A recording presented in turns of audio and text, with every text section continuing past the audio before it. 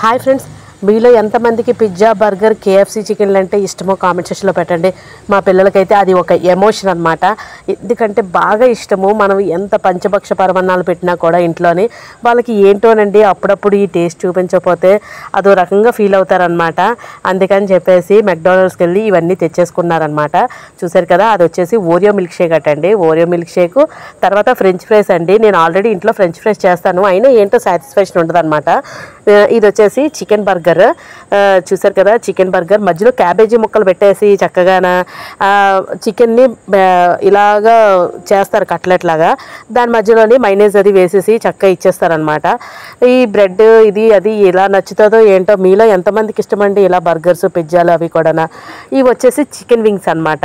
చూసారు కదా, ఇవి మనం ఎంత ఇంట్లో చేసి పెట్టినా వీటి టేస్ట్ పిల్లలకి బాగా నచ్చుతుంది కదండి. మీ పిల్లలు కూడా అంతేనా? మనం ఎన్ని చేసి పెట్టినా కూడా పిల్లలు ఇలాగే అడుగుతారు. అప్పుడప్పుడు ఇలాంటి టేస్ట్లు మరి చూపించాలి కదా, తప్పదు మరి. అందుకని పిల్లలు అయితే చక్కగా వెళ్ళి తెచ్చేసుకున్నారు. చూసారు కదా, ఎమ్మీగా అయితే ఉన్నది టేస్ట్.